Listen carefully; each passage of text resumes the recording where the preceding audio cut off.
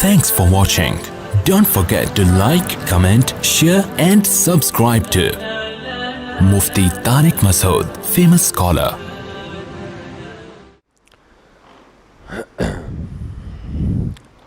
الحمد لله نحمده ونستعينه ونستغفره ونؤمن به ونتوكل عليه ونعوذ بالله من شرور أنفسنا ومن سيئات أعمالنا من يهده الله فلا مضل له ومن يضلل فلا هادي له ونشهد أن لا إله إلا الله وحده لا شريك له ونشهد أن محمدًا عبده ورسوله صلى الله تعالى عليه وعلى آله وأصحابه وبارك وسلم تسليمًا كثيرًا أما بعد فأعوذ بالله من الشيطان الرجيم بسم الله الرحمن الرحيم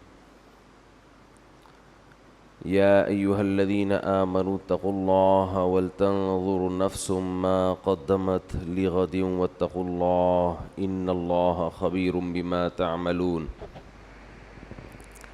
ولا تكونوا كالذين نسوا الله فأنساهم أنفسهم أولئك هم الفاسقون لا يستوي أصحاب النار وأصحاب الجنة اصحاب الجنت هم الفائزون۔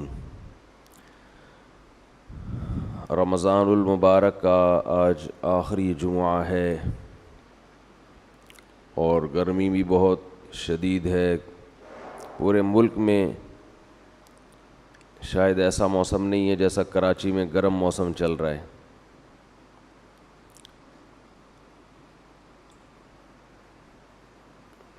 رمضان شروع ہوا تھا اور بہت تیزی کے ساتھ گزر گیا۔ تھوڑا سا حصہ رمضان کا باقی رہ گیا ہے۔ جس طرح مہینہ شروع ہو کے ختم ہوتا ہے، سال شروع ہو کے ختم ہوتا ہے، مہینے شروع ہو کے ختم ہوتے ہیں، بہت جلد وہ دن آنے والا ہے کہ ہماری زندگی کا بھی اختتام شروع ہو جائے گا، اور ایک جمعہ ایسا آئے گا ہماری زندگی میں جو ہماری زندگی کا آخری جمعہ ہوگا، اور شاید ہمیں پتہ بھی نہ چلے کہ یہ والا جمعہ ہماری زندگی میں آخری جمعہ ہے۔ جو بھی آئے گا، اقترب للناس حسابهم وهم فی غفلۃ معرضون۔ قرآن کہتا ہے لوگوں کا حساب و کتاب قریب آ رہا ہے لیکن وہ غفلت میں پڑے ہوئے ہیں۔ لاہیۃ قلوبہم، دل بھی لوگوں کے غافل ہیں۔ انسان جس چیز کو سب سے زیادہ بھولتا ہے وہ موت ہے۔ جس چیز کو سب سے زیادہ انسان بھولتا ہے اس کا نام کیا ہے؟ موت۔ حالانکہ یہ سب سے زیادہ یقینی چیز ہے، اس کو تو بالکل بھی نہیں بھولنا چاہیے۔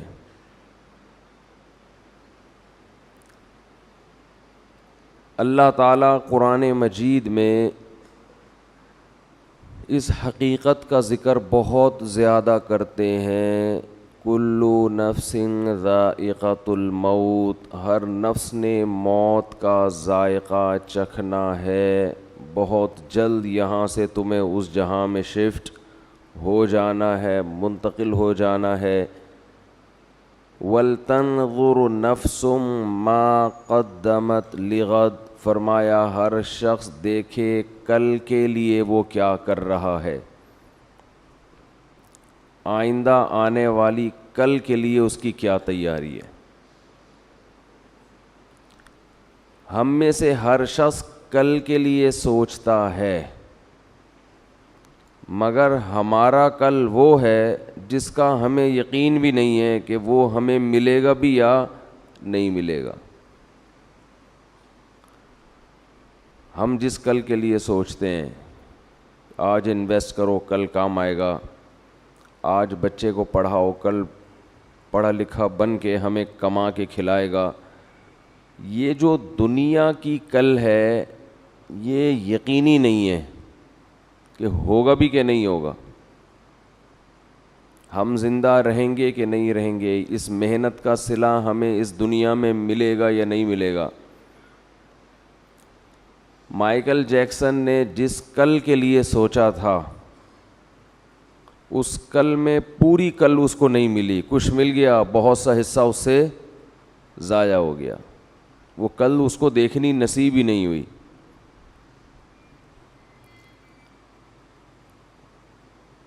تو اللہ یہی ہمیں بتاتے ہیں کہ جس کل کے لیے تم تیاری کر رہے ہو وہ کل یقینی نہیں ہے۔ اللہ ہمیں وہ کل بتاتے ہیں جو یقینی ہے، جو موت ہے۔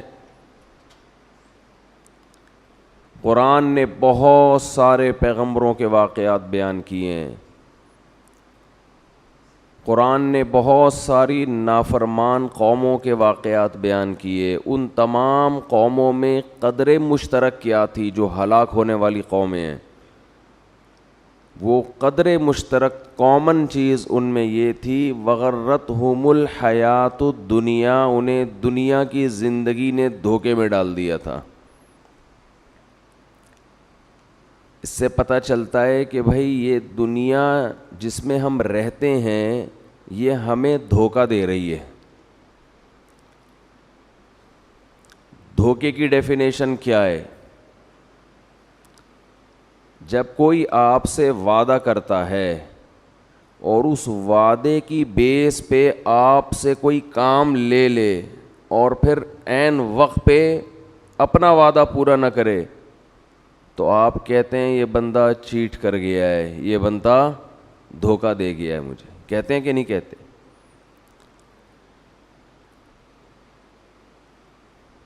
کسی نے آپ سے وعدہ آپ سے کہا کہ بھائی میرا یہ کام کر دو، اور میں وعدہ کرتا ہوں تمہیں ضرورت پڑی تو تمہارا یہ کام کر دوں گا، آپ نے وہ کام کر کے دے دیا اس کو، عین وقت پہ وہ غائب ہو گیا، تو آپ کہتے ہیں یہ بندہ کیا ہے، چیٹ کی ہے اس نے میرے ساتھ۔ دنیا صبح سے شام چیٹ کرنے کے علاوہ کوئی کام نہیں کرتی، یہ ہم سے وعدہ کرتی ہے کہ تم میرے لیے یہ محنت کرو، یہ کرو، یہ کرو، یہ کرو، میں تمہیں نوازوں گی، میں تمہیں عزت دوں گی، میں تمہیں شہرت دوں گی، میں تمہیں دنیا میں مزے دوں گی۔ قرآن کہتا ہے غرت، دھوکہ دے گی، یہ جو کچھ دکھا رہی ہے ویسا نہیں کرے گی۔ یہ تمہیں کینسر دے گی، یہ تمہیں بلڈ پریشر دے گی، یہ تمہیں شوگر کا تحفہ دے گی، یہ تمہیں فالج کا تحفہ دے گی، یہ تمہیں ایکسیڈنٹ کا تحفہ دے گی، یہ تمہیں غربت کا تحفہ دے گی، تمہیں نافرمان اولاد کا تحفہ دے گی، یہ لوگوں سے دھوکہ دلوائے گی تمہیں۔ تو جتنی بھی قومیں دنیا میں برباد ہوئی ہیں، فرعون کیوں تباہ ہوا ہے؟ یا قوم لکم الملک المصر ظاہرین فی الارض، کہ اس خوش فہمی میں تھے کہ آج ہم زمین کے بادشاہ ہیں، زمین پر ہم غالب ہیں، یہ بھول گئے تھے کہ یہ حکومت ہم سے چھینی بھی جا سکتی ہے، زمین کا جس نے ہمیں بادشاہ بنایا وہ ہمیں بادشاہ سے غلام بھی بنا سکتا ہے۔ انسان اس ظاہر کو دیکھ کر بہت زیادہ دھوکہ کھاتا ہے اور وہ سمجھتا ہے کہ جیسا میں ہوں ویسے کا ویسا ہی رہوں گا، یہ بہت بڑی بھول ہے۔ اللہ نے 3 مدارج بیان کیے ہیں قرآن مجید میں انسان کے۔ پہلے اللہ نے حکم دیا کہ اے لوگو جنہوں نے گناہ کر کر کے، اللہ کی نافرمانی کر کر کے اپنے اوپر زیادتی کی ہے، ابھی بھی وقت ہے توبہ کر کے اس اللہ کی طرف آ جاؤ۔ قل یا عبادی الذین اسرفوا علی انفسہم، اے نبی ان سے کہہ دیجئے کہ اے میرے بندو جنہوں نے اپنے اوپر زیادتی کر لی،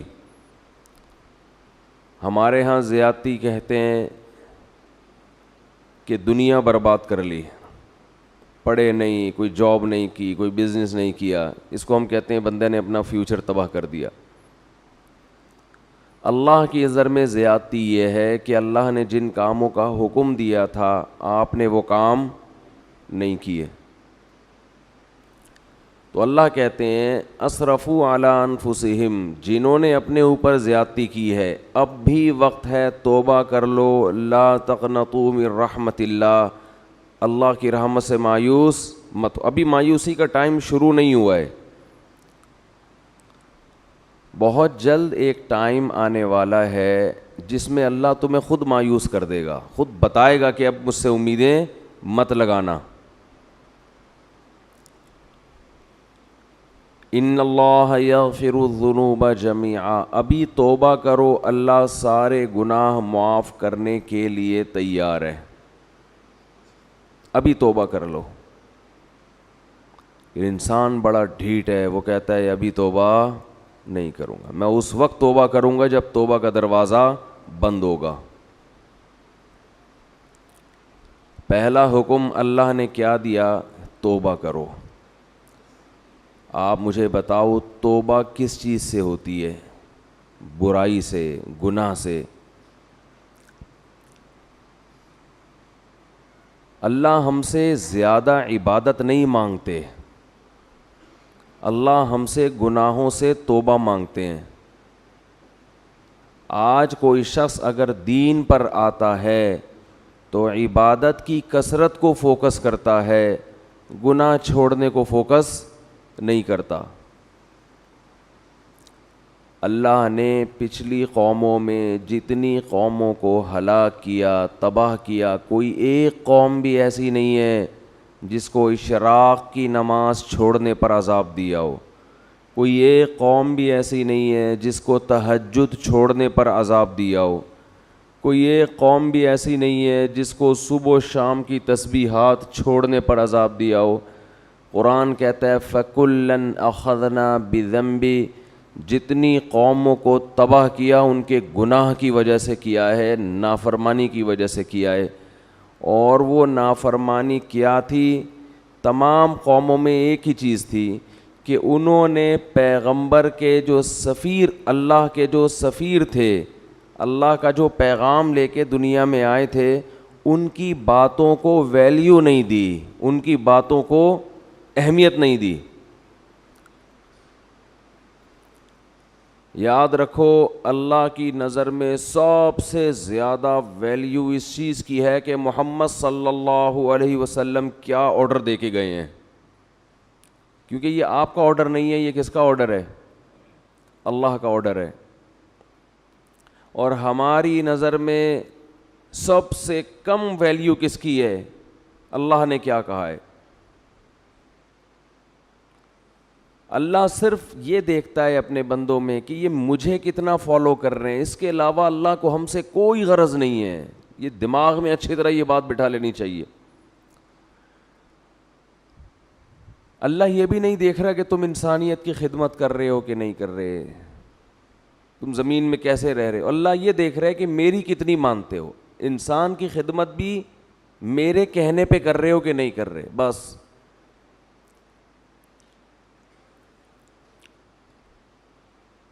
تو اللہ یہ دیکھتا ہے کہ میں نے جس چیز سے روکا اس سے رکتے ہو یا نہیں رکتے. دنیا میں خوش قسمت ترین انسان وہ ہے جو موت سے پہلے پہلے اللہ کو بھی مان لے اور اللہ کی بھی مان لے, اور یہ تکبر چھوڑ دے کہ میں نہیں مانوں گا. تو اللہ نے قرآن میں کیا فرمایا کہ اے ایمان والو, اللہ ابھی تمہیں اپنی رحمت سے مایوس نہیں کر رہا ہے, توبہ کرو. توبہ کس چیز سے ہوتی ہے؟ گناہوں سے. بہت سے لوگ دین کی طرف آنا شروع کرتے ہیں, گناہ چھوڑنے کے لیے تیار نہیں ہوتے. کون سے گناہ ہیں جن کو قرآن نے بہت اہتمام سے بیان کیا, حدیث نے بہت اہتمام سے بیان کیا. وہ گناہ آج ہمارے معاشرے میں بہت تیزی سے پھیل گئے ہیں.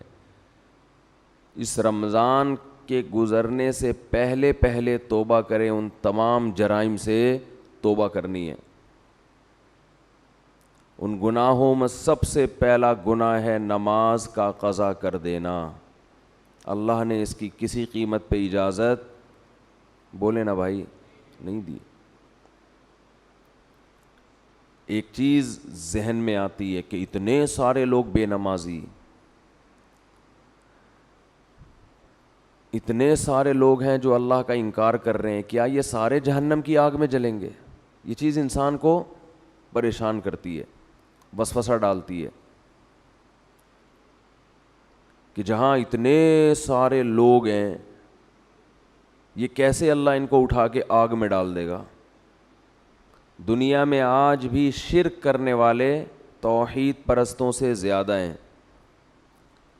دنیا میں بہت سے لوگ ہیں جو خدا کے منکر ہیں، بہت سے لوگ ہیں جو اللہ کے ساتھ شریک کرتے ہیں، بہت سے لوگ ہیں جو اللہ کو مانتے ہیں لیکن اللہ کی نہیں مانتے، بڑے بڑے احکام کا انکار کر دیتے ہیں۔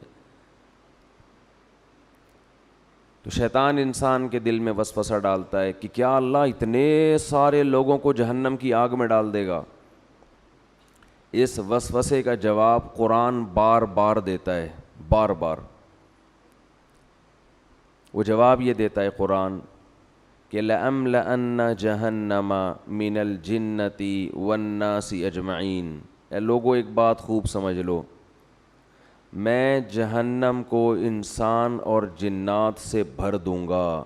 اس ٹینشن میں مت رہو، اس فکر میں مت رہو کہ اتنی بڑی جہنم میں اللہ اتنے سارے لوگوں کو کیسے ڈالے گا۔ ذَلِكَ عَلَى اللَّهِ يَسِيرٌ، اللہ فرماتے ہیں مجھ پر یہ کام بہت آسان ہے، میں خدا ہوں، میں انسان نہیں ہوں۔ تم اور طرح سے سوچتے ہو، میں اور طرح سے سوچتا ہوں۔ میں ڈال دوں گا جہنم میں، آگ میں پھینک دوں گا میں۔ یہی چیز انسان کو غافل کرتی ہے کہ وہ بھی نماز نہیں پڑھتا، وہ بھی نماز نہیں پڑھتا، وہ بھی نہیں پڑھتا، تو میں نے نہ پڑھ لیا تو کیا ہو جائے گا؟ کچھ بھی نہیں ہوگا، جیسے اللہ اس کو آگ میں ڈالے گا آپ کو بھی ڈال دے گا، کوئی مشکل نہیں ہے اللہ کے لیے۔ یہ جہنم ہے کیا جس سے ہمیں قرآن ڈراتا ہے؟ ذَلِكَ الَّذِي ذَلِكَ يُخَوِّفُ اللَّهُ بِهِ عِبَادَهُ۔ جہنم کی آگ وہ چیز ہے کہ اللہ اس کی طرف اشارہ کر کے بتاتے ہیں کہ یہ وہ آگ ہے جس سے اللہ اپنے نیک بندوں کو ڈراتا ہے، ان بندوں کو جو اللہ کی آیات پر ایمان رکھتے ہیں ان کو ڈراتا ہے اللہ۔ عقل مند لوگ اس آگ سے ڈر جاتے ہیں اور احمق اور بیوقوف باتیں بناتے ہیں کہ یہ کیسے ہو سکتا ہے۔ علماء کہتے ہیں کہ جہنم کی آگ اصل میں اللہ کے غضب کا اظہار ہے، اللہ کے غضب کا اظہار ہے۔ اور یہ جو اللہ نے کافر کے لیے ہمیشہ کی جہنم رکھی، اس کی وجہ بھی یہ ہے کہ اللہ کا غضب اس پہ ہمیشہ رہے گا، وہ غضب ٹھنڈا نہیں ہوگا، کیونکہ اس کے ٹھنڈا ہونے کی کوئی وجہ نہیں ہے۔ اللہ انسان کو مہلت دیتا ہے، سدھر جا سدھر جا سدھر جا، وہ نہیں سدھرتا، تو پھر اللہ کا غضب بھی لامتناہی شروع ہوتا ہے۔ اولم نعمرکم ما یتذکر فیہ من تذکر، قرآن کہتا ہے ہم قیامت کے دن ان سے کہیں گے کیا ہم نے تمہیں اتنی عمر نہیں دی تھی کہ جس میں نصیحت حاصل کرنے والا نصیحت چاہتا تو نصیحت حاصل کر لیتا، اتنا ٹائم تمہیں سوچنے کے لیے نہیں ملا تھا کیا؟ بالغ ہوتا ہے انسان، اس کے بعد بھی سوچنے کا ٹائم ملتا ہے، بہت ساری چیزوں کے لیے سوچنے کا ٹائم ملا آپ کو، بہت ساری چیزوں کے لیے، بزنس کیسے کرنا ہے، کاروبار کیسے کرنا ہے، علاج کہاں سے کرانا ہے، باپ کے ساتھ کیسے چلنا ہے، ماں کے ساتھ کیسے چلنا ہے، بیوی کے ساتھ کیسے چلنا ہے، محلے والوں کے ساتھ کیسے چلنا ہے، پولیس والا جب آئے تو اس سے کیسے بات کرنی ہے، یہ چیزیں سیکھتا ہے نا انسان۔ بہت سی چیزوں کے لیے آپ کو اللہ نے ٹائم دیا سوچنے کے لیے، سوچو بیٹھ کے۔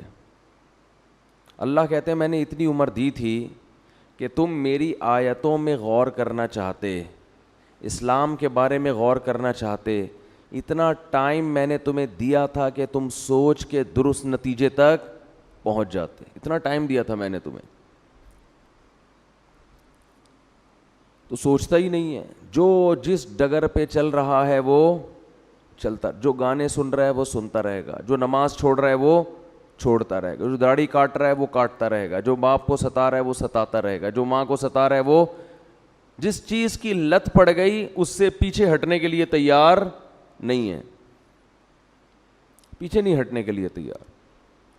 عبادتیں بھی وہ ہو رہی ہیں جو ہمارے کلچر کا حصہ ہیں, جتنا کلچر اجازت دے رہا ہے, جتنا خاندان معاشرہ پروموٹ کر رہا ہے, اس سے زیادہ جو نہیں ہے معاشرے میں وہ چیز ہی نہیں ہے, وہ عبادت ہے ہی نہیں.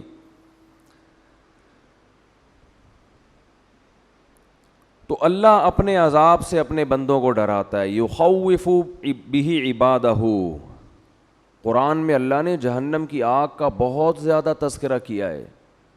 دیکھو اللہ غفور بھی ہے, رحیم بھی ہے, لیکن ان لوگوں کے لیے جو گناہوں سے توبہ کرتے ہیں, جو توبہ نہیں کرتے, اللہ کا ان کے لیے نہ غفور ہونے کا وعدہ نہ رحیم ہونے کا وعدہ.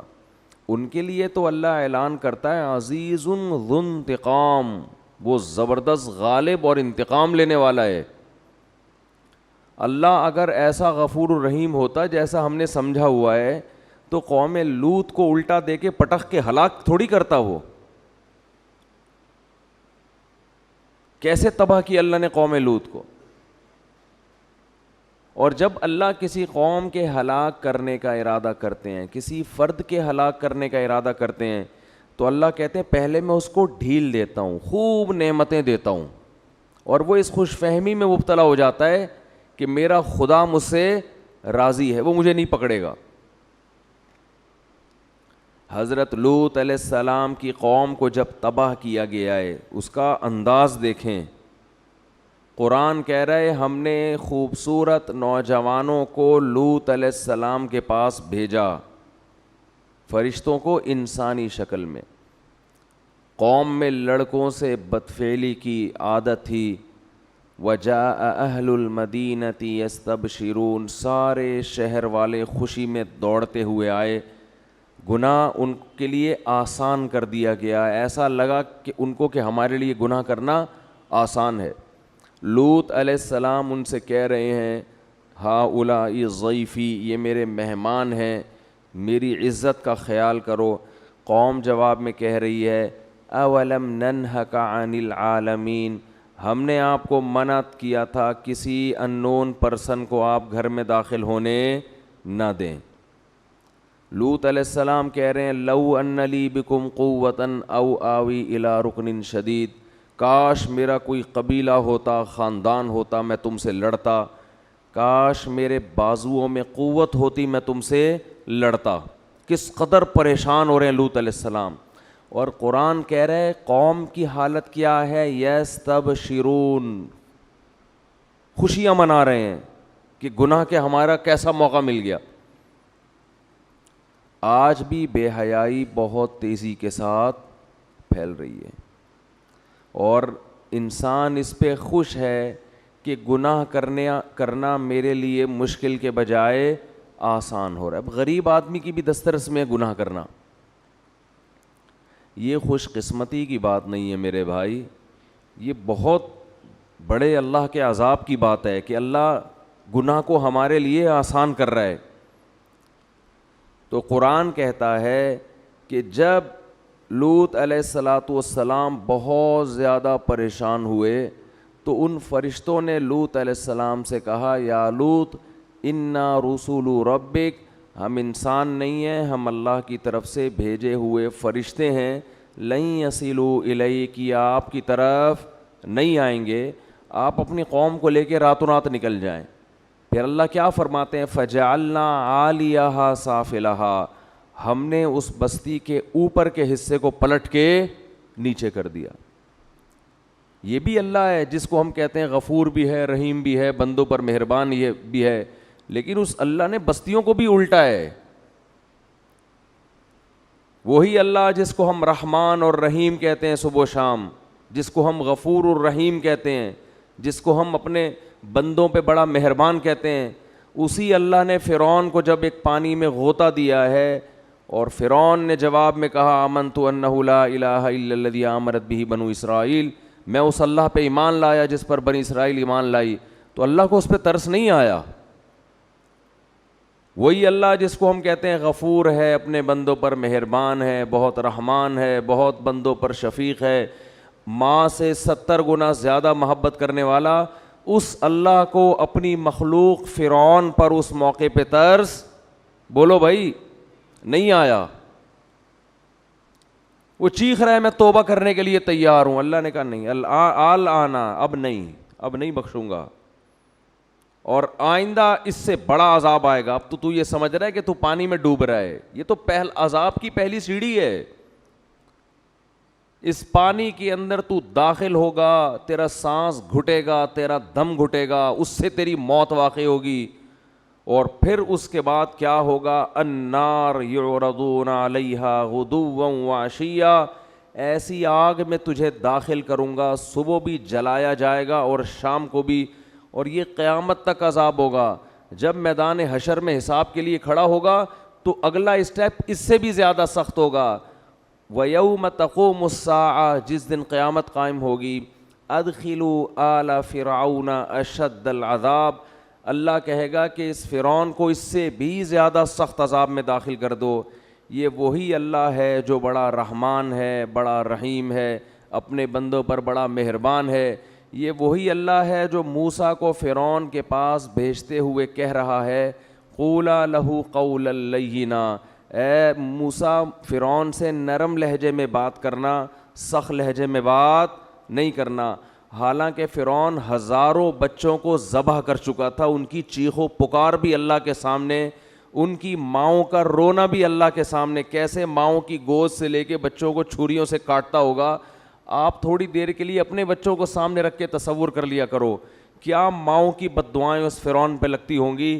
مگر ایک طرف اللہ ایسا رحمان ہے کہ موسیٰ سے کہہ رہا ہے اتنے ظالم کے ساتھ بھی جب آپ نے دعوت دینی ہے، سخت لہجے میں بات نہیں کرنا، ایسا نہ ہو وہ بدک جائے آپ کی دعوت سن کے، نرم لہجے میں بات کرنا، لعلہ یتذکر، شاید توبہ کی توفیق مل جائے، شاید کوئی سیدھے راستے پہ آ جائے۔ یہ اللہ کی رحمت کا پہلو ہے کہ اس سے زیادہ رحمت کسی کی ہو نہیں سکتی۔ اتنے بڑے ظالم، اور مشرک نہیں تھا، مشرک تو دوسروں کو خدا کے ساتھ شریک کرتا ہے۔ فرعون کا جرم اتنا بڑا کہ وہ کہتا تھا انا ربکم الاعلی، میں ہوں سب سے بڑا رب، اس کائنات کا خدا میں ہوں، اور میں سب سے بڑا رب ہوں، باقی سارے مجھ سے چھوٹے ہیں۔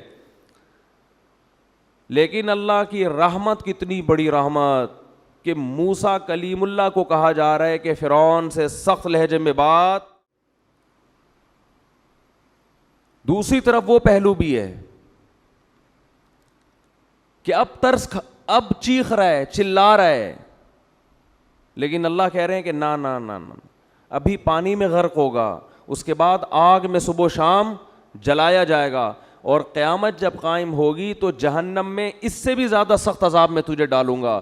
اور پھر قرآن کہہ رہا ہے وَإِذْ يَتَحَاجُّونَ فِي النَّارِ، ہم تمہیں مستقبل کی بات بتاتے ہیں، ایک وقت ہوگا یہ فرعون اپنے لاہو لشکر کے ساتھ جہنم کی آگ میں یہ چیخ رہے ہوں گے اور کہہ رہے ہوں گے فَيَقُولُ الضُّعَفَاءُ لِلَّذِينَ اسْتَكْبَرُوا، ان کے جو کمزور لوگ تھے، جو اپنے حکمرانوں کی مان کے چلا کرتے تھے اللہ کی نافرمانی میں، وہ کہہ رہے ہوں گے اِنَّا كُنَّا لَكُمْ تَبَعًا، فرعون اور اس کے درباریوں سے کہیں گے دنیا میں ہم تمہیں فالو کیا کرتے تھے، ہم تمہاری اتباع کیا کرتے تھے، اِنَّا كُنَّا لَكُمْ تَبَعًا، ہمارا کوئی کام دنیا میں اٹکا کرتا تھا تو تمہارے پاس فائل جمع کرایا کرتے تھے کہ ہمارا یہ اٹکا ہوا کام کرا دو، تو کیا انتم مغنون عنا نصیبا من النار، ہم تم سے یہ نہیں کہہ رہے کہ اس جہنم کی آگ کو ہم سے ہٹوا دو، یہ تمہارے بس میں نہیں ہے، اس آگ کا کچھ حصہ ہم سے کم کروا دو،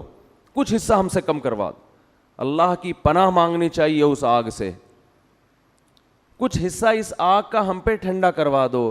وہ جواب میں کہیں گے انا کل فیہا، ہم اگر اس آگ سے باہر ہوتے تو شاید تمہاری فریاد سن کے کم کرواتے. جس آگ میں تم جل رہے ہو ہم بھی اسی آگ میں تمہارے ساتھ جل رہے ہیں, تو ہم کیسے کم کروا سکتے ہیں؟ یہ بھی اللہ ہے جس کو ہم صبح و شام رحمان اور بولو بھائی رحیم کہتے. آج اللہ کا خوف ختم, ہر گناہ کیا جا رہا ہے, اللہ غفور رحیم ہے. گانے سنے جا رہے ہیں, اللہ بخشنے والا ہے. زنا کیا جا رہا ہے, اللہ بخشنے والا ہے. انٹرنیٹ پر فحش بیہودہ فلمیں صبح و شام دیکھی جا رہی ہے, اللہ بڑا غفور رحیم ہے. وہ بخشنے پر آئے گا تو ایسا ہی بخش دے گا. اس نے کب کہا ہے کہ میں ایسے ہی بخش دوں گا بھائی؟ کون سی آیت میں لکھا ہوا ہے, کون سی حدیث میں ہے؟ باپ کے ساتھ اونچی آواز سے بات ہوتی ہے اور اولاد اس خوش فہمی میں ہوتی ہے کہ اللہ بولو بخش دے گا. جس باپ اور ماں کا یہ احترام بتایا گیا کہ اگر نماز پڑھ رہے ہو تو ان کی پکار پہ نماز توڑ کے جواب دو, اس باپ اور ماں کو گھر میں ستایا جاتا ہے. باپ جب تک جوان ہو تو اس کو اولاد نچوڑتی ہے, جب بوڑھا ہو گیا اب کسی کام کا نہیں ہے اس کو ستاتے ہیں بڑھاپے میں. بہت ہو رہا ہے گھروں کے اندر. شوہر جب تک کام کا ہو عورت اس کو نچوڑتی ہے, جب بڈھا ہو گیا تو بیٹوں کے ساتھ مل کے اس کو ستاتی ہے. بہت ہو رہا ہے گھروں میں, بہت دیکھا ہے ہم نے گھروں میں. جب تک جوان تھا کما رہا تھا ٹھیک ہے, اب چونکہ ریٹائر ہو گیا اب بیوی کے کسی کام کا نہیں ہے, تو نافرمان عورت کیا کرتی ہے, اپنے بیٹوں کے ساتھ مل کے اپنے شوہر کو بولتے کیوں نہیں بھائی ستاتی ہے. ٹھیک ہے سب نہیں ہوتی لیکن ہوتی بھی ہیں. ایسی جگہ آپ کا نکاح ہو گیا کہ لڑکی کے پیچھے کوئی پوچھنے والا نہیں ہے, تو خوف نہیں ہے, تو ایسے لوگ ایسی کمزور عورت پہ ظلم کرنا شروع کر دیتے ہیں یہ سوچ کے کہ کوئی پوچھنے والا نہیں ہے. قرآن کے الفاظ دیکھو, وَإِذَا الْمَوْءُودَةُ سُئِلَتْ بِأَيِّ ذَنبٍ قُتِلَتْ. اللہ نے قیامت کی ہولناکیوں کا عجیب نقشہ کھینچا ہے. اِذَا الشَّمْسُ كُوِّرَتْ, انداز دیکھیں قرآن کا, بات کیا چل رہی ہے, قرآن ایک دم کیا ٹاپک لے آتا ہے. اِذَا الشَّمْسُ كُوِّرَتْ, ایک دن آئے گا یہ سورج بے نور ہو جائے گا. اِذَا الشَّمْسُ كُوِّرَتْ وَإِذَا النُّجُومُ انْكَدَرَتْ, ستارے بے نور ہو جائیں گے. وَإِذَا الْجِبَالُ سُيِّرَتْ, پہاڑ اپنی جگہ سے ہٹ جائیں گے. وَإِذَا الْجِبَالُ سُيِّرَتْ, اِذَا الشَّمْسُ كُوِّرَتْ وَإِذَا النُّجُومُ انْكَدَرَتْ وَإِذَا الْجِبَالُ سُيِّرَتْ وَإِذَا الْعِشَارُ عُطِّلَتْ وَإِذَا الْوُحُوشُ حُشِرَتْ وَإِذَا الْبِحَارُ سُجِّرَتْ. قرآن ہولناکیاں بیان کر رہا ہے, سمندروں میں آگ لگ جائے گی, پہاڑوں کو اپنی جگہ سے ہٹا دی, جو کچھ تمہیں نظر آ رہا ہے یہ سارا الٹا ہو جائے گا. یہ سارا نظام.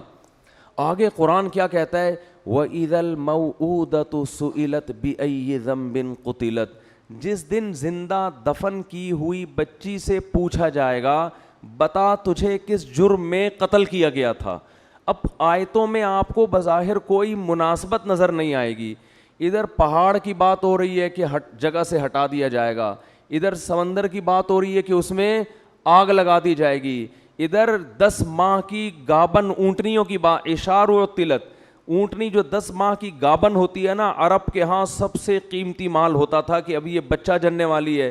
اللہ فرماتے ہیں اس کا مالک اس کو اپنے حال پہ چھوڑ دے گا. ایسی وحشت, کہاں اونٹنی, کہاں پہاڑ, کہاں سورج, کہاں چاند. اور قرآن فوراً کیا کہتا ہے, جس دن زندہ دفن کی ہوئی بچی سے پوچھا جائے گا بتا تجھے کس جرم میں قتل کیا گیا. انسان حیران ہوتا ہے, پہاڑ کے ہٹنے کی بات, سمندروں کے جلنے کی بات, سورج اور چاند کے بے نور ہونے کی بات, اس میں زندہ بچی کا تذکرہ کیسے آ گیا, اس کا کیا آپس میں لنک ہے؟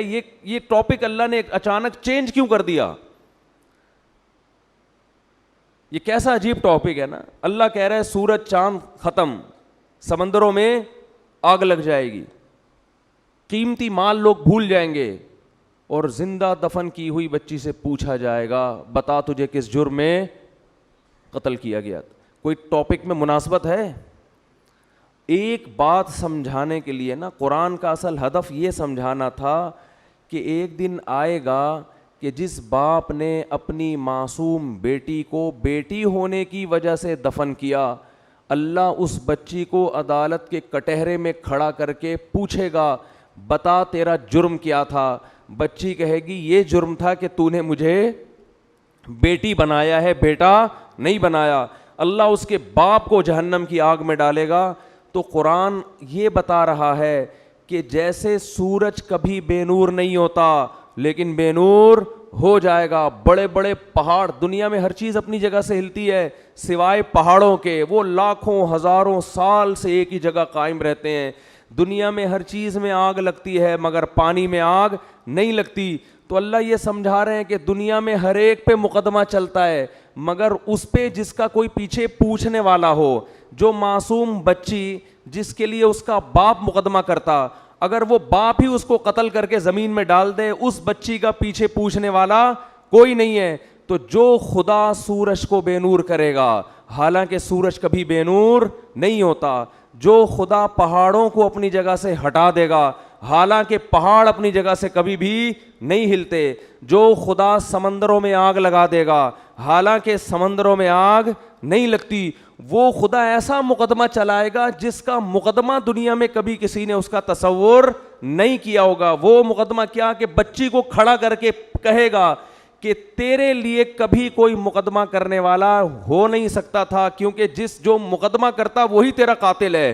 تو آج جیسے سورج بے نور ہو رہا ہے اور سمندروں میں آگ لگ رہی ہے اور پہاڑ اپنی جگہ سے ہل رہے ہیں، آج یہ بچی کھڑی ہو کر اپنے باپ کے خلاف مقدمہ کرے گی اور میں اس کی پکار کو سنوں گا اور اس مظلوم کا ساتھ دوں گا قیامت کے دن۔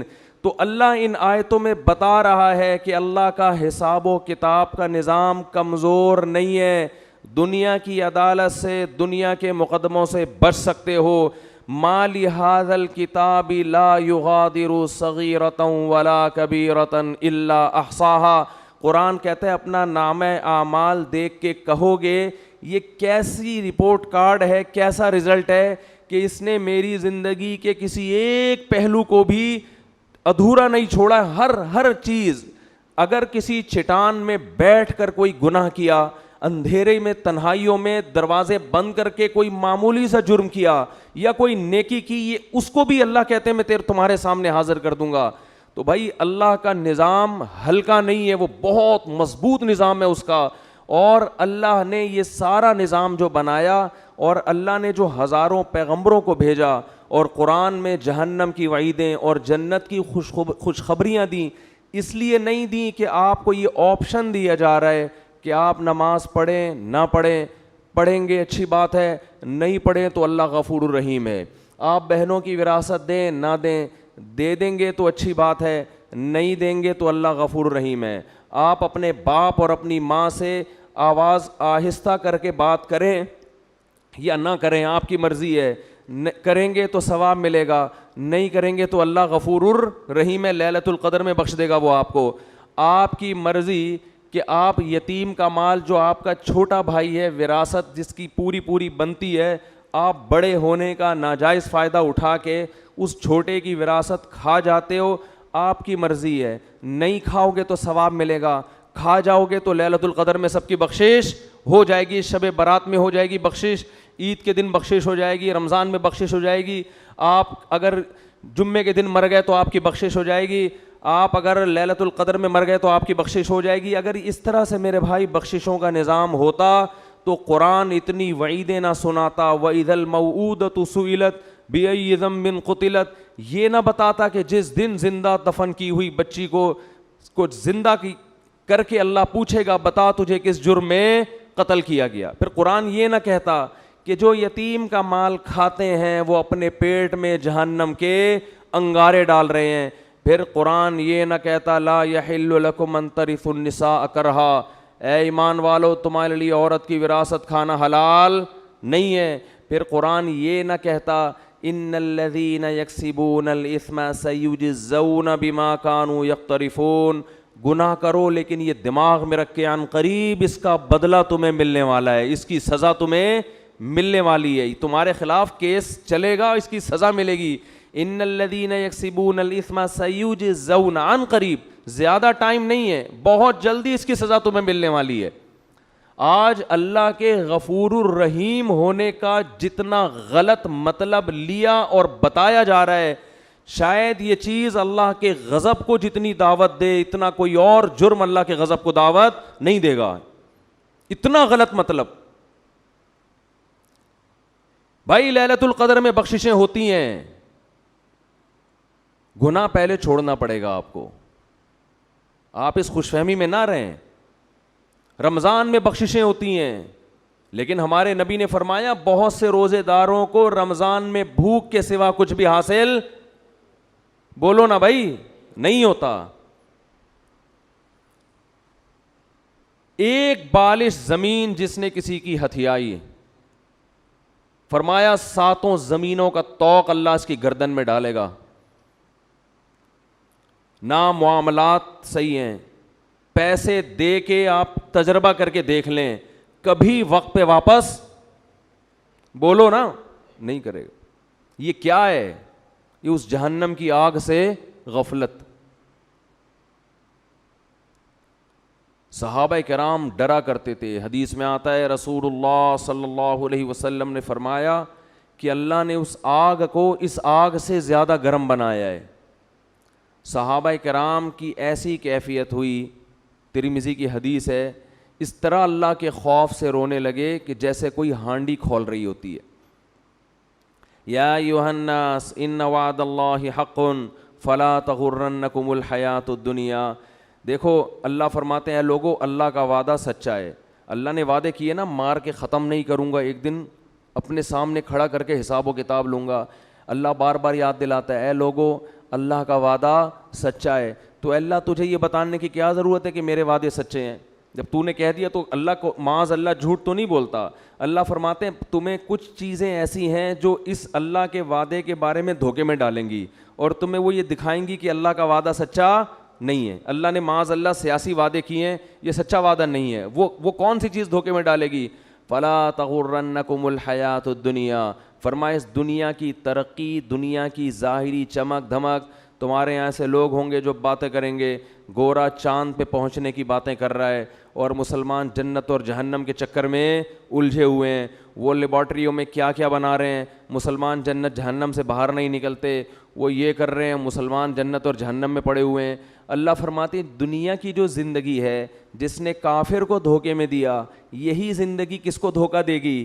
یہی تمہیں دھوکہ دے گی. اس زندگی میں جب تم ترقی کی جتنی قسمیں دیکھو, چاند پہ پہنچنے کی, مریخ پہ پہنچنے کی, خلائی سیاروں سے چھلانگیں لگانے کی, اس دنیا میں ایک چیز غور کر لینا, اس کے آگے موت ہے جو اس ساری ترقی کو چند سیکنڈ اور منٹوں میں خاک میں ملا کے رکھ دے گی. یہ ایسی ترقی ہے جو ورلڈ ٹریڈ سینٹر جیسی عمارت کو چند گھنٹوں میں زمین بوس کر دیتی ہے. اس لیے اس میں ترقی کرنا, مگر اس ترقی کو اصل مت سمجھنا اور اس دنیا سے دل مت لگا کے اللہ سے غافل نہ ہو جانا. تو یہ بہت بڑا فالٹ ہے اس دنیا کے اندر, اور یہ فالٹ سمجھ میں اس وقت نہیں آتا اس وقت تک جب تک خود اپنے اوپر بھگتتا نہیں ہے انسان. جس پر جب تک موت آتی نہیں ہے نا, اس وقت تک اس کی سمجھ میں موت, جو موت کو اپنی آنکھوں سے نہیں دیکھتا نا, اس وقت تک اس کی سمجھ میں موت آتی نہیں ہے, اس وقت تک نہیں آتی. وہ اٹکا رہے گا, اس کا دل پلاٹوں میں, گاڑیوں میں, بنگلوں میں, دولت میں اٹکا رہے گا. حتیٰ کہ کینسر کا مریض ہوگا نا, ڈاکٹر کہہ دیں گے 6 مہینے رہ گئے ہیں, مگر دل دنیا سے اس کا بھی نہیں نکلے گا, وہ پھر اسی میں لگا رہے گا. ایسے پیشنٹ ہم نے دیکھے ہیں, ڈاکٹر نے کہہ دیا 6 مہینے رہ گئے, 7 مہینے رہ گئے, 8 مہینے رہ گئے, لیکن ان کا خیال یہ کہ ابھی ہم اتنے آرام سے نکلنے والے نہیں ہیں یہاں سے. ان کی پہ بھی غفلت. بھائی تم تو توبہ کر لو. قرآن کے الفاظ دیکھیں, قرآن کہتا ہے وَلَوْ رُدُّوا لَعَادُوا لِمَا نُهُوا عَنْهُ. کتنے لوگ ایسے ہوں گے کہ جب جہنم کی آگ کو اپنی آنکھوں سے دیکھیں گے تو اللہ سے کہیں گے ایک دفعہ دنیا میں بھیج دے. اللہ کہتے ہیں کہ یہ ایسے بدبخت لوگ ہیں کہ اگر اللہ نے ان کو دنیا میں بھیجا تو یہ جو جرم کر رہے تھے نا وہی دوبارہ کرنا شروع کر دیں گے. یہ اسی امید پہ کریں گے کہ شاید کل میں توبہ کر لوں, شاید کل میں توبہ کر لوں. راتوں کو اپنی دعاؤں میں اللہ سے جہنم کی آگ سے پناہ مانگنے کا معمول بنائیں. یہ چیز آج ہماری زندگیوں سے نکل گئی ہے. والذین آمنوا مشفقون منہا, فرمایا کافر مانگتا ہے کہ کہاں ہے وہ جہنم, کہاں ہے وہ آخرت, دکھاؤ مجھے. فرمایا اور مومن اس سے خوف کرتا ہے, اس سے ڈرتا ہے, مطالبہ نہیں کرتا. تو اللہ نے قرآن میں کیا کہا؟ لَأَمْلَأَنَّ جَهَنَّمَ, میں بھر دوں گا انسانوں سے اور جنات سے جہنم کو. اللہ کے لیے یہ ان ذَلِكَ عَلَى اللَّهِ يَسِيرٌ. پھر قرآن یہ بھی کہتا ہے کہ اللہ پر یہ کام مشکل نہیں ہے. یہ کیوں کہا اللہ نے کہ اللہ پہ یہ کام مشکل نہیں ہے؟ ظاہر ہے جس نے آسمانوں اور زمینوں کو بنایا, ساری کائنات کو بنایا, اس کے لیے کیا مشکل ہے کسی کو یہاں سے اٹھا کے وہاں پھینک دے. لیکن اللہ یہ لفظ اس لیے بیان کرتا ہے کہ تمہیں ایسا لگتا ہے کہ اللہ ایسا نہیں کر سکتا. اتنے سارے انسانوں کو کیسے ڈالے گا؟ کیا اس کا دل نہیں ہے؟ کیا اس کو رحم نہیں آئے گا؟ اس لیے اللہ نے فرمایا کہ نہیں آئے گا رحم. یہ تم خوش فہمی میں مبتلا ہو کہ مجھے جتنا رحم آنا تھا مجھے آ گیا ہے. یہ رحم ہی تو ہے. کتنی کتنی مہلت دیتا ہے وہ, بار بار توبہ کا موقع دیتا ہے. 1000 بار بھی گناہ کیا, 1000ویں بار توبہ کرو گے اسی طرح قبول کرے گا جیسے پہلی دفعہ توبہ قبول کی تھی. یہ رحم ہی تو آیا تھا. اب تم یہ چاہ رہے ہو کہ وہ اتنا رحیم بن جائے کہ آپ جو مرضی کرتے رہو وہ بخشتا رہے تمہیں. اس خوش فہمی میں مبتلا ہونے کی ضرورت, بولو بھائی, نہیں, ایسا نہیں.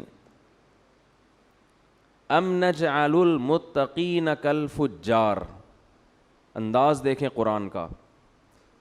قرآن کہہ رہا ہے کیا تم یہ سمجھتے ہو کہ نیک اور برے لوگوں کا انجام سیم کر دوں گا؟ دیکھو یا تو آخرت میں جنت ہے یا جہنم, تیسری کوئی جگہ نہیں ہے انجام کے اعتبار سے, تیسری کوئی جگہ نہیں. یا تو ادھر یا بولے نا بھائی, تیسری کوئی جگہ نہیں ہے.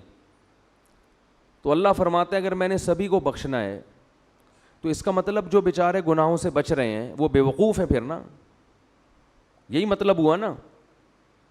وہ تو پاگل ہیں, وہ رمضان کے روزے رکھ رہے ہیں, وہ راتوں کو اللہ کے سامنے کھڑے ہو کر پناہیں مانگ رہے ہیں اللہ سے, وہ مالی معاملات میں حرام سے بچتے ہیں, ان کے دل میں میرا خوف ہے, وہ مجھے خوش کرنے کے لیے غریبوں کو کھلاتے ہیں. وہ امن ہوا قانت آناء اللیل, اللہ فرماتے ہیں بھلا وہ آدمی جو رات کو اٹھ کے مجھے پکارتا ہے, ساجدا وقائما, کبھی سجدے میں کبھی قیام میں, یحذر الآخرہ, آخرت سے ڈرتا ہے وہ, ویرجو رحمت ربی, رب سے امیدیں بھی لگا کے بیٹھا ہے اور آخرت سے ڈرتا, یعنی خالی امیدوں پہ نہیں چل رہا, خوف بھی ہے. تو بھلا اس کو, اور جو ساری رات سوتا رہتا ہے, جو ساری رات ڈرامے فلمیں دیکھتا رہتا ہے, جو ساری رات اسنوکر کلب پہ بیٹھا رہتا ہے, جو ساری رات باپ اور ماں کو ستاتا ہے, جو ساری رات گناہوں میں زنا میں وقت گزارتا ہے, تو تم کیا سمجھتے ہو دونوں کو میں ایک جیسا کر دوں گا؟ ہے بھائی, دونوں کا انجام اس کو بخش دوں گا بھائی, چل بھائی چھوڑ, بس بخشش ہو گئی, کوئی میں بہت غفور ہوں, میں بہت بڑا ہوں. لیلۃ القدر کو دونوں جاگ لیے تھے تو اب دونوں ایک جیسے ہو گئے.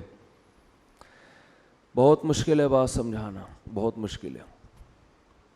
لیلۃ القدر میں چونکہ دونوں جاگ لیے تھے اب دونوں کیا ہو گئے ہیں بھائی؟ سیم. تو اللہ کہتے ہیں ام نجعل, بھلا ہم ایسا کریں گے, ہمیں تم نے یہ سمجھا ہوا ہے, ایسی بے انصافی, ایسی دھاندلی تو دنیا میں کوئی کرپٹ ترین حاکم نہیں کرتا. عدل و انصاف کا بادشاہ ایسا کیسے کر سکتا ہے؟ خوف پیدا کرنے کی ضرورت ہے. جن گناہوں کی طرف ہم جا رہے ہیں اور بغیر کسی بریک کے چلتے چلے جا رہے ہیں, برداشت بالکل ختم. قرآن نیک لوگوں کی صفت بیان کرتا ہے, الکاظمین الغیظ, غصے کے کڑوے گھونٹ کو پیتے ہیں. یہ باپ کے سامنے غصہ نہیں, ماں کے سامنے نہیں, اپنے بڑوں کے سامنے نہیں. آج چھوٹوں پہ برداشت کر لیتا ہے, طاقتور ہے, اور بڑے پہ برداشت نہیں کرتا. میں کہتا ہوں جتنی باس کی برداشت کرتے ہو اس کا 10واں حصہ اگر باپ کی برداشت کر لو تو شاید بخشش ہو جائے. وہ باس تمہارا کچھ نہیں لگتا, وہ صرف پیسے دیتا ہے تمہیں, پیسوں کے لیے رکھا ہوا ہے. جس دن تم نے دیکھو سعودی عرب سے 20 سال لوگ جاب کر رہے ہوتے ہیں, جاب لیس ہو کے یہاں نظر آتے ہیں. میں پوچھتا ہوں یار آپ تو 20 سال سے ایک سیٹ کے پاس ملازمت کر رہے تھے, اب کیا ہوا؟ کہتے ہیں یار وہ مجھے گردوں کا کوئی مسئلہ کھڑا ہو گیا تھا, فوراً کمپنی نے نکال دیا.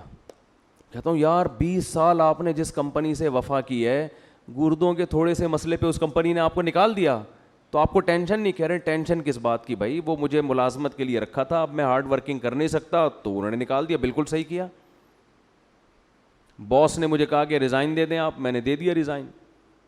جنہوں نے اپنے مفاد کے لیے رکھا ہوا ہے, جہاں آپ کو کوئی بیماری ہوئی فوراً آنکھیں انہوں نے پھیر لیں, ان کے ساتھ تو ایسی وفا ہے یار.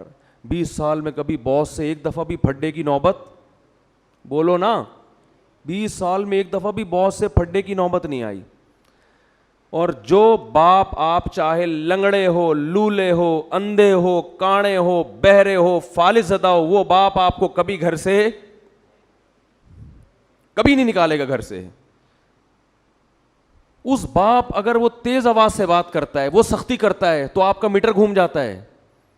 دنیا کو بے وقوف بنانا آسان, لیکن جس خدا نے پیدا کیا وہ ہماری ان حرکتوں کو نوٹ کر رہا ہے, لکھ رہا ہے. وہ قرآن کہتا ہے ایسا انتظام کر رہا ہوں کہ فرشتے بٹھا دیے, ان کی فائلیں تیار کرو, ایک ایک لفظ لکھو ان کا. جو قریبی رشتہ ہے اس کا حق اتنا زیادہ, لیکن جب سے دنیا میں کفر کی حکومت ہے, جتنا قریبی ہے اس کا رشتہ اتنا ہی کم. آج دنیا میں جانوروں کے حقوق پر بات ہو رہی ہے, ماں باپ کے حقوق پر بات نہیں ہو رہی ہے. ایک فادر ڈے منا لیتے ہیں, اس میں چاکلیٹ اس کو گفٹ کر دیتے ہیں گورے. ایک مدر ڈے میں کو 2-4 پھول ہار پہنچا دیتے ہیں اس کو.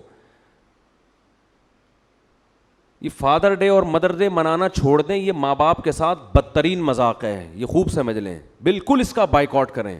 یہ جو فادر ڈے اور مدر ڈے, یہ ان لوگوں کا کام ہے جن کا باپ اور ماں سے سال میں ایک پورے سال رشتہ ہوتا ہی نہیں ہے, وہ کبھی کبھار تھوڑا بہت یاد کر لیتے ہیں.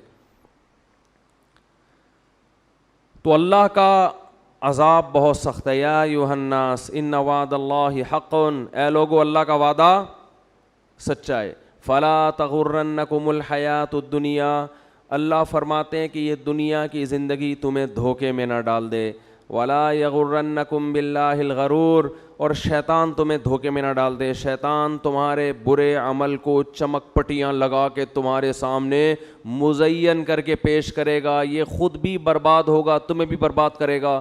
کتنے وعدے اللہ کر رہا ہے بھائی. اس رمضان کا تھوڑا سا حصہ ہے, آج گناہوں سے توبہ کر لو سچے دل سے. اے اللہ جو نماز کو قضا کرتا ہے, اے اللہ آئندہ زندگی میں کبھی نماز قضا نہیں ہوگی. دیکھو نماز کا معاملہ اتنا ہلکا نہیں ہے جتنا ہم سمجھتے ہیں. ہمارے ہاں نمازی بھی بے نمازی ہیں, بہت افسوس کے ساتھ کہنا پڑتا ہے. جو نماز پڑھتا ہے اس نے نماز کو بالکل اینڈ میں رکھا ہوا ہے, سب سے آخر میں. سارے کاموں سے فارغ ہوگا تو نماز ہو جائے گی. سفر میں نماز قضا کر دیتے ہیں, بیماریوں میں نماز قضا کر دیتے ہیں. ہم نے نمازی لوگ دیکھے ہیں بستر پہ پڑے ہوئے نماز نہیں چھوڑتے, آپریشن تھیٹر میں نماز نہیں چھوڑتے. نمازی عورتیں بچے کی ولادت سے پہلے نماز نہیں چھوڑتی. وہ آپریشن تھیٹر میں ہوں گی, ان کو فکر ہوگی کہ نماز کا وقت کہیں ضائع نہ ہو جائے. اس کو نماز کہتے ہیں, اس کو نمازی کہتے ہیں. ہمارے ایک رشتہ دار انڈیا سے آئے تھے, ان کی عمر میرا خیال ہے 70 سال ہوگی, بہت پرانا واقعہ یہ. ان کے بارے میں ہم نے سنا تھا کہ جب سے بالغ ہوئے ہیں اس وقت سے اب تک ان کی کوئی نماز قضا نہیں ہوئی. 55-60 سال میں کوئی نماز قضا نہیں ہوئی جب سے بالغ ہوئے ہیں. میں حیران تھا, ایسے لوگ بھی دنیا میں ہیں. ہم چھوٹے تھے, یہ بات ہے تقریباً 84-85 کی. انہیں کلفٹن گھمانے کے لیے اور ادھر ادھر کراچی کی مختلف جگہیں دکھانے کے لیے لے گئے, تو مجھے اندازہ ہوا واقعی اس بندے کی نماز کبھی قضا نہیں ہوئی ہوگی. بات بات میں بھائی نماز کا ٹائم تو نہیں ہے, بھائی کوئی مسجد ہے قریب میں, بھائی ایسا تو نہیں کہ نماز قضا ہو جائے گی. سارا ہم تفریح میں لگے ہوئے ہیں اور ان کے دماغ میں سارا دن کیا چل رہا ہے, بھائی ایسا نہ ہو ٹائم ہو جائے پانی نہ ملے کہیں. ہم ان کو تسلی دیتے حضرت ایسا نہیں ہے, آپ بے فکر رہیں. اس وقت مجھے اندازہ ہوا کہ واقعی ان کے بارے میں جو ہے کہ زندگی میں نماز کبھی قضا نہیں ہوئی, تو واقعی ایسے شخص کے بارے میں یہ کہنا ممکن ہے کہ اس کی نماز کبھی قضا نہیں ہوئی. سفر میں اپنی نمازوں کے اسکیجول کو پہلے دیکھا کرو کہ کون سی نماز کہاں ہوگی. کس طرح سے خواتین نمازیں قضا کر دیتی ہیں. اللہ نے نماز پڑھنے کا حکم نہیں دیا, حافظو حفاظت کرو, حفاظت بہت سخت, یہ اللہ کا دین ہے بھائی, اس میں لچک نہیں ہے. غسل فرض ہو گیا, اگر سردیوں میں آپ کو غسل کر کے نہانا پڑے گا, نماز پڑھنی پڑے گی. سفر میں غسل فرض ہو گیا, وہاں نماز پڑھنی پڑے گی آپ کو. دوسری, توبہ کرو بد نظری سے, زنا سے, بدکاری سے, انٹرنیٹ پر بیہودہ اور فحش مواد دیکھنے سے. یہ چیز اس کو لوگوں نے گناہ سمجھنا چھوڑ دیا. نوح علیہ السلام نے قوم کو کیا سمجھایا, یا قوم استغفروا ربکم انہ کان غفارا, اے میری قوم میں جس خدا کی طرف تمہیں دعوت دے رہا ہوں وہ معاف کرنے والا ہے. گناہ ہو جاتا ہے توبہ کر کے اس کو مناؤ, وہ چھوڑ دے گا, معاف کر دے گا. وہ یہ آپشن رکھا ہوا ہے اس نے. وہ تانے نہیں دے گا کہ پھر گناہ کر کے پھر توبہ کر رہا ہے تو اب کس بیس پہ کر رہا ہے. لیکن کرو تو صحیح. اگر گناہ نہیں چھوٹ رہا, لت پڑ جاتی ہے, جو لوگ فحش فلمیں دیکھتے ہیں عادت پڑ جاتی ہے ان کو, او بھائی عادت پڑ گئی ہے, عادتیں چھوٹتی بھی تو ہیں. جس طرح کوئی کام کنٹینیو کرنے سے کام کرنے کی عادت پڑتی ہے, چھوڑنے سے چھوڑنے کی عادت پڑ جاتی ہے. ہمت تو کرو, پھر بھی ہوتا ہے تو توبہ تو کرو, ہاتھ پہ ہاتھ رکھ کے بیٹھو تو نہیں. جو آدمی فحش فلمیں دیکھتا ہے اور توبہ کرنا چھوڑ دی اس نے, اس کا مطلب وہ جہنم کی آگ میں جانے پر راضی ہو گیا ہے, وہ مطمئن ہو گیا کہ اب بس میں نہیں بچ سکتا. بھائی وہ آگ ہم سے برداشت نہیں ہوتی. 100 دفعہ یہ گناہ ہوتا ہے, 100 دفعہ اللہ کو مناؤ, اللہ اب نہیں کروں گا, پھر ہو گیا پھر مناؤ, اور اللہ سے یہ کہو کہ اللہ میں عادت سے مجبور ہو کے گناہ کرتا ہوں مگر میں جہنم کی آگ برداشت نہیں کر سکتا. اس وقت تک اس کو مناؤ جب تک وہ معاف نہ کر دے. اللہ تیار ہے. ایک بزرگ نے کہا کہ ان کے پاس غالباً ڈاکٹر عبدالحی صاحب رحمۃ اللہ علیہ تھے کہ حضرت میں گناہ کرتا ہوں پھر توبہ کرتا ہوں پھر ہو جاتا ہے گناہ, نہ چاہتے ہوئے بھی ہو جاتا ہے, پھر توبہ کرتا ہوں پھر ہو جاتا ہے. فرمایا کوئی بات نہیں, اگر متقی لوگوں میں شمار نہ ہوا اللہ توبہ کرنے والوں میں شامل کر لے گا. کیا کہتا ہے, ان اللہ یحب التوابین ویحب المتطہرین. اللہ کو جیسے پرہیزگار لوگوں سے محبت ہے, توبہ کرنے والوں سے بھی محبت ہے. تعلق تو قائم رکھو, تعلق ہی ختم کر دیا آپ نے. توبہ ایک ایلفی ہے جو ٹوٹے ہوئے تعلق کو جوڑ دیتی ہے. اللہ چاہتے ہیں مجھ سے رابطہ میں تو رہو. آپ جب کسی کو بھیجتے ہیں سفر میں, کوئی ٹینشن ہو بھائی رابطے میں رہنا, ہر تھوڑی دیر میں اطلاع دیتے. ماں باپ کو ہوتا ہی نا فکر, بھائی جس حالت میں بھی ہو اطلاع ضرور, اگر سکون میں بھی ہو اطلاع ضرور دینا. اللہ کہتے ہیں جس کنڈیشن میں بھی ہو, گناہ میں ہو یا نیکی میں, تعلق مجھ سے ختم نہیں کرنا. رابطہ اگر گناہ ہے تو میرے سامنے بیان کرو, میرے سامنے بیان کرو, اے اللہ میں تیرا بندہ ہوں, مجھ سے یہ گناہ نہیں چھوٹتا. اللہ کو اچھا لگتا ہے یہ کہنا, اے اللہ میں قوم لوط کی طرح اکڑتا نہیں ہوں کہ لوط علیہ السلام سے کہنے لگے کہ اگر آپ اس گناہ پہ راضی نہیں ہو تو علاقہ چھوڑ کے نکل جاؤ. اے اللہ میں ایسا نہیں ہوں, میں فخر نہیں کر رہا اپنے جرم پر, مجھے اس جرم کی عادت پڑ گئی ہے, مجھے اس برائی کی عادت پڑ گئی ہے. اے اللہ مجھے اپنے غصے پہ قابو نہیں ہے, ماں باپ کے سامنے چیخنے لگتا ہوں, مجھے عادت پڑ گئی ہے. تو باغی نہ بنو, اللہ کے سامنے اپنے ہاتھ اٹھا کے اپنے جرم کا اقرار کرو. اے اللہ میں تیرا بندہ ہوں, تو مجھے سیدھے راستے پہ چلا. حدیث میں کتنی پیاری دعا آئی, یا حیو یا قیوم برحمتک استغیث اصلح لی شانی کلہ ولا تکلنی الی نفسی طرفۃ عین ولا اقل من ذلک.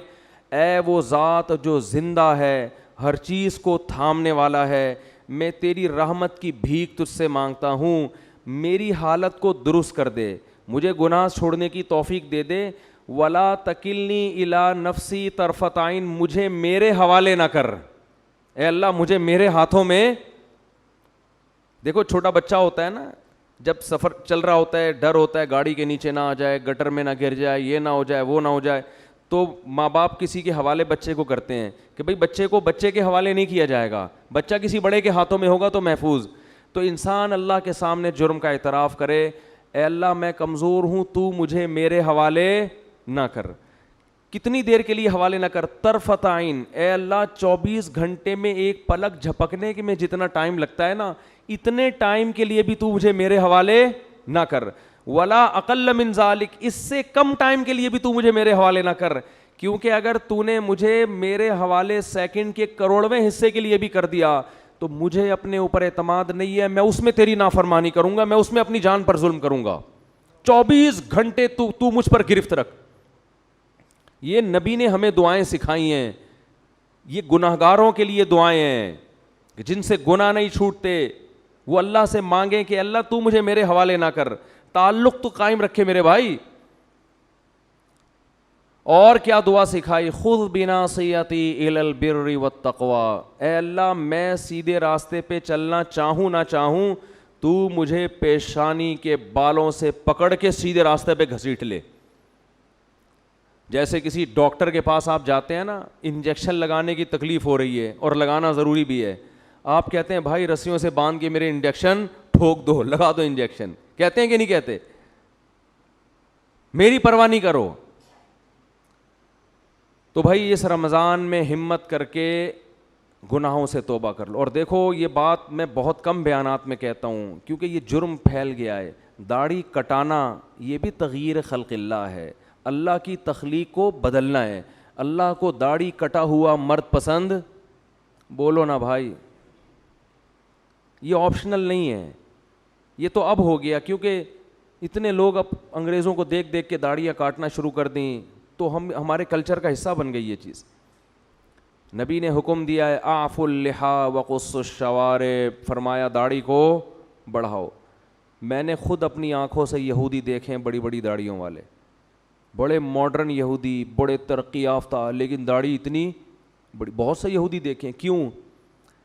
اتنی تحریف کی ہے یہ تورات اور انجیل میں, اس کے باوجود آج بھی تورات سے وہ داڑھی والی آیتیں نہیں نکال سکتے. آج بھی تورات میں لکھا ہے کہ اللہ نے موسیٰ کو کوہ طور پہ بلا کے کہا کہ اپنی قوم سے کہہ دیں کہ داڑھیاں مت کاٹیں, کہہ دیں اپنی قوم سے.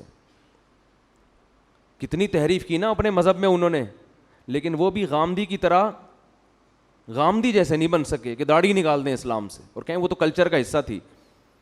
اللہ کوہ طور پہ حضرت موسیٰ کو بلا کے کلچر کی وجہ سے کہے گا کہ داڑھیاں رکھواؤ ان کو. اور کتنا بڑا اللہ کا حکم ہے, اللہ ایسا ہی نہیں کہہ رہا, کوہ طور پہ موسیٰ کو بلا رہا ہے, کلیم اللہ کو. سارے پیغمبروں نے داڑھیاں رکھی ہیں, سارے صحابہ نے داڑھیاں رکھی ہیں, تو غامدی صاحب نے آ کے داڑھی کا انکار کر دیا. فیصلہ کر لو, ایک طرف صحابہ ہیں, ایک طرف پیغمبر ہیں, ایک طرف تورات ہے, ایک طرف قرآن ہے. قرآن صراحتاً داڑھی کا ذکر نہیں کرتا, لیکن وہ یہ کہتا ہے کہ شیطان نے کہا تھا کہ میں لوگوں کی فطرت تبدیل کروں گا. اللہ نے عورت کو چہرے پہ بال نہیں, عورت کو سر پہ بال دیے ہیں. کتنے بڑے بال عورتوں کے ہوتے ہیں, اس کے لیے بال موڑنا جائز ہے عورت کے لیے؟ بولو نا بھائی. اب انگریزوں میں اگر فیشن آ جائے, خواتین گنجی گھومنا شروع کر دیں, تو کیا اس کی ہم پرمیشن دے دیں گے عورت سر پہ بلیڈ پھیر لے؟ جیسے اس کی اجازت نہیں ہے, ایسے ہی مرد کو چہرے پہ بلیڈ لگانے کی اجازت. بولتے کیوں نہیں بھائی؟ تو رکھ لو بھائی ہمت, بڑھاپے کا انتظار کر رہے ہو. توبہ تو جوانی میں ہوتی ہے, کچھ بھی نہیں ہوگا اس سے. تھوڑا بہت لوگ ملا ملا کریں گے, بھائی یہ کہنے والے بھی مر جائیں گے, آپ بھی مر جاؤ گے. اور داڑھی رکھنے سے کوئی ملا نہیں بن جاتا. کتنے فوج کے بڑے بڑے آفیسرز ہیں جن کی بڑی بڑی داڑھی ہیں, کیا وہ ملا ہیں؟ کتنے بڑے بڑے سائنٹسٹ ہیں, یہ جو ایٹامک انرجی میں جو سائنسدان ہیں, جامعۃ الرشید آئے تھے تو اتنی بڑی بڑی داڑیاں ان کی. بھائی داڑھی رکھ کے آپ سائنسدان بھی بن سکتے ہو, آپ ڈاکٹر بھی بن سکتے ہو, آپ آفیسر بھی بن سکتے ہو, زیادہ اچھے بنو گے آپ. روب ہوگا آپ کے چہرے پہ. تو ہمت کر لو اس رمضان میں. میں کسی بغیر داڑھی والے کو اپنے سے کمتر نہیں سمجھتا. بھائی ہماری داڑھی ایک ظاہری حلیہ, اندر اللہ ہی جانتا ہے. ہو سکتا ہے کوئی گناہ ہو جس کی وجہ سے داڑھی والے کو اللہ بخش دے اور ہمیں نہ بخش دے, اللہ بچا کے رکھے سب کو, لیکن جرم کو تو جرم ہی کہا جائے گا نا. وہ لوگوں کی رعایت میں لوگوں کو خوش کرنے کے لیے اس کو تبدیل تو نہیں کر سکتے ہم. یہی تو یہود کا جرم تھا کہ وہ حکام بیان کرتے جس پہ لوگ خوش ہوتے. جو برائی معاشرے میں پھیل جاتی, یہود کے علماء اس پہ ڈسکس نہیں کرتے کہ پبلک ناراض ہو جائے گی. تو اللہ کا حکم ہے, ہمت کر لو. اور یہ فضول باتیں, داڑھی رکھ کے میں یہ گناہ کروں گا تو لوگ کیا بولیں گے, داڑھی بدنام ہوگی, پھر تو اسلام کا نام ختم کر دو بھائی. مسلمان تو 2 نمبر ہی کرتے ہیں بہت سے, بدنام تو اسلام ہوتا ہے. اب اس کا حل یہ نہیں ہے کہ اسلام چھوڑ دو, اس کا حل یہ ہے کہ 2 نمبر ہی چھوڑ دے آدمی. وہ ایک آدمی نے بوڑھی ماں کی فضیلت سنی کہ بوڑھی ماں کو اگر ذرا سا بھی تکلیف پہنچائی تو اتنا بڑا عذاب اور یہ اور وہ, اس نے جا کے اماں کو ہی قتل کر دیا. اس نے کہا بھائی یہ تو فل ٹینشن ہے, عذاب کا ذریعہ ہے یہ. تو داڑھی انسان کو سینما گھر کی لائن میں لگنے سے روکتی ہے, داڑھی انسان کو برے کاموں سے روکتی ہے. تو آپ نے کیا کہا کہ جو چیز روکنے والی تھی اسی کو اڑا دیا آپ نے, اسی کو اڑا دی. ہمارے کتنے دوست ہیں کہتے ہیں ہم نے جب داڑھی رکھی تو سینما گھر کی لائن سے واپس ہوئے, شرم آ رہی تھی. ایک ہمارے دوست نے داڑھی رکھی, مجھے اپنا واقعہ سنا, کہہ رہے مجھے فلمیں دیکھنی ہے اور سینما گھروں میں جا کے دیکھتے تھے وہ. کہہ رہے میں لائن میں کھڑا ہوا تھا, داڑھی رکھ لی تھی میں نے, شرم تو آ رہی تھی لیکن ہم نے کہا تھوڑا دیر بے شرم بن جاتے ہیں, شرم ختم کرنے میں 2 سیکنڈ لگتے ہیں انسان کو. کہہ رہے پھر لوگ مجھے مڑ مڑ کے دیکھ رہے تھے, یہ ملا یہاں کیا کر رہا ہے. کہہ رہا مجھے اتنی غیرت آئی, میں نے کہا نکل بھائی, یہ تیرا کام نہیں ہے یہاں پہ, چھوڑ یار. لوگ بھی بول رہے ہیں, دل تو نہیں چاہ رہا تھا کہہ رہے ہیں چھوڑنے کا, لیکن شرم کی وجہ سے نکل گیا میں. یہ غنیمت ہے, ورنہ الٹا کام کرتے ہیں کہ یار اس کی وجہ سے لوگ تانے دے رہے ہیں تو داڑھی ہی کو کاٹ دو. تو ہمت کر لو خواتین, ہمت کر کے اس رمضان میں توبہ کر لیں لیلۃ القدر کے آنے سے پہلے پہلے. جی ٹھیک ہے, ٹھیک ہے. 29 کو ہمارے ہاں ختم قرآن ہے, ٹھیک ہے نا. تو ختم قرآن میں لوگوں کو دعوت دینا یہ بھی کوئی ایک بدعت سا ہی عمل لگتا ہے مجھے. تو بس اطلاع دے دی, آنا ہے آئیں, نہیں آنا نہیں آئیں. خواتین کے لیے بھی انتظام ہے. یہ جو دعاؤں میں لوگوں کو دعوت دے دے کے بلایا جاتا ہے نا, یہ عمل بھی مجھے ٹھیک نہیں لگتا. تو ہو سکتا ہے ہمارے 29 کو دعا نہ ہو سکتا ہے آج رات ہو جائے, ہو سکتا ہے کل ہو سکتا ہے ہو بھی جائے, ہو سکتا ہے نہیں بھی ہو. دعا کبھی بھی پروگرام کے تحت بولو نہیں ہوتی کہ بھئی اب تو اشتہار لگے ہوئے ہوتے ہیں ہمارے ہاں, رو رو کے دعائیں مانگی جائیں گی. بھائی یہ کیا ڈرامے شروع کر دیے اللہ کے بندو, کیا ڈرامے بازی ہو رہی ہے. اس کو بھی انٹرٹینمنٹ کا ذریعہ بنا لیا دعا کو. میں نے جب پہلی دفعہ ختم قرآن کیا نا تو 29 کو ختم کرنا تھا ہم نے. تو جہاں پہلے میں پڑھاتا تھا تراویح, تو ہمارے استاذ تھے, ان کی مسجد میں پڑھا رہا تھا, تو انہوں نے مجھے آ کے کہا 28ویں روزے کو کہا آج ہی ختم کر دو. تو میں نے 1 کے بجائے 2 پارے پڑھ کے اسی دن ختم. اب پبلک دیکھ رہی ہے ختم تو 29 کو تھا, 28 کو کیوں ہو گیا.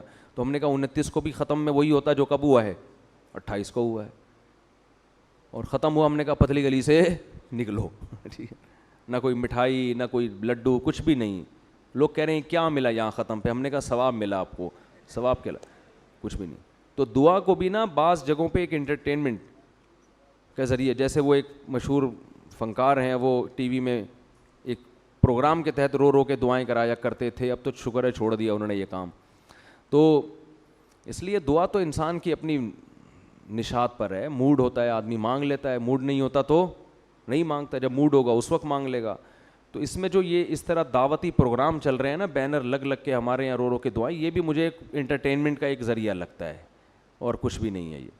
تو دعا مانگیں, اللہ نے حکم دیا ہے دعائیں مانگنے کا, جب موڈ ہو مانگ لیں. کوئی پروگرام نہیں ہونا چاہیے اس کا باقاعدہ. سمجھتے ہیں کہ نہیں سمجھتے, جن چیزوں کا اللہ نے پروگرام کا حکم دیا, جمعہ کا ایک پروگرام ہے اسلام میں, باقاعدہ ایک ٹائم ہے, اس میں لوگ جمع ہوں گے, اجتماعی عبادت ہوگی. تراویح کا ایک پروگرام ہے اسلام میں, اجتماعی عبادت ہوگی, اعلان ہوگا اتنے بجے تراویح. دعاؤں میں اجتماعیت اتفاق سے ہو جائے تو ٹھیک ہے, اس کے لیے پبلک کو جمع کر کے بلانا, اس کا نبی کے دور میں کوئی ثبوت نہیں ملتا. ایک ہوتا ہے نا لوگ آئے ہوئے ہیں تو چلو دعا بھی کر لو, یہ تو ٹھیک ہے, اس کے لیے اسپیشل اجتماع کرنا کہ ہمارے یہاں اتنے بج کے اتنے منٹ پہ رو رو کے دعائیں ہوں گی, تمام احباب سے شرکت کی درخواست ہے. اب سارے لوگ باقاعدہ رونے کے پروگرام کے تحت آئے ہوئے ہیں اور امام مجبور ہے, نہیں رویا تو بھاڑ میں گیا میں, لوگ بولیں گے ٹائم ضائع کیا ہمارا. اور پھر میں نے دیکھا ہے بعضوں کو رونا آ نہیں رہا ہوتا, ایسے لگے ہوئے ہیں زبردستی. ایک مسجد میں مجھے بیان کے لیے لے گئے, ختم قرآن تھا, ختم قرآن کے بعد انہوں نے لائٹیں بند کی. لائٹ بند کرنا میں کوئی بری بات نہیں ہے, اب ان کو رونا آ نہیں رہا امام صاحب کو, پورا زور لگا دیا. میرا دل چاہ رہا تھا میں ان سے بولتے بس کر, اللہ کے بندے بس کر یار, جتنی اللہ نے توفیق دی ہے مانگو, اس کے بعد اللہ قبول کر لے گا نا. کیوں اپنے آپ کو مصیبت میں ڈالا ہوا ہے؟ کیونکہ انہوں نے اعلانات بہت زیادہ کر دیے تھے پہلے, اب ان کو آرڈر پہ رونا تو صرف چند لوگوں کا کام ہے. چند ملک کی مشہور شخصیتیں ایسی ہیں وہ آرڈر پہ باقاعدہ روتے ہیں, ان کو اتنے بج کے اتنے منٹ پہ رونے کے پیسے ملتے ہیں, تو وہ روتے بھی ہیں رلاتے بھی. لیکن ایک نارمل آدمی کے لیے آرڈر پہ رونا بہت مشکل کام. تو بھائی تکلفات کی دنیا سے اپنے آپ کو نکالو. اللہ کو آپ کا جذبہ, اللہ آپ کے دل کی نیت دیکھتا ہے. جس طرح آرام سے دعا مانگ سکتے ہو بغیر کسی ناٹک کے, بغیر کسی ڈرامے کے, مانگ لو دعا اللہ سے, اللہ اسی کو قبول بولو نا کر. میں نے تو اپنے بارے میں اندازہ لگایا ہے کہ جب دعا میں دل نہیں لگ رہا ہوتا اور اللہ سے دو بول بول کے دعا مانگتا ہوں تو میں نے دیکھا وہ زیادہ قبول ہوتی ہے. جب دل نہیں لگ رہا ہوتا نا, اور پھر انسان ایک نارمل مانگ لیتا ہے کہ اللہ میرا دل تو نہیں لگ رہا, آج طبیعت صحیح نہیں ہے, بعض دفعہ تھکا ہوا ہوتا ہے, لیکن میں مانگوں گا, تو وہ زیادہ قبول ہوتی ہوئی نظر آتی ہے. سمجھ رہے ہیں بات کو؟ ایسا مجھے لگتا ہے کہ وہ زیادہ, ہو سکتا ہے میری غلط فہمی ہو, وہ اکثر دیکھا ہے وہ مانگو قبول ہو جاتی ہے. تو اور اسی میں مجھے پھر حوصلہ ملتا ہے کہ یار یہ تو اللہ جب چاہتا ہے نا ایسے قبول کر لیتا ہے بڑے آرام سے. تو اس کے لیے بس مانگنے کو زیادہ فوکس کرو, ناٹک بولو بھائی, یہ نہیں کرو کہ یہ ہو رہا ہے پھر یہ ہو رہا ہے, یہ چھوڑ دو بس اس کو.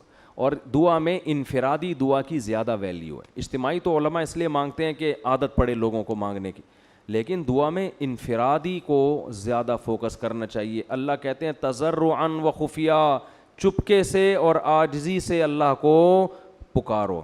اللہ تعالیٰ سمجھنے کی عمل کی توفیق عطا فرمائے, اور گناہ چھوڑنے کی. تو یہ گناہ تو سمجھ میں آ گئے نا بھائی, توبہ کر لیں ان تمام گناہوں کو چھوڑنا. اور اگر کوئی نہیں چھوٹ رہا تو مایوس نہ ہو, کوشش تو کریں نا.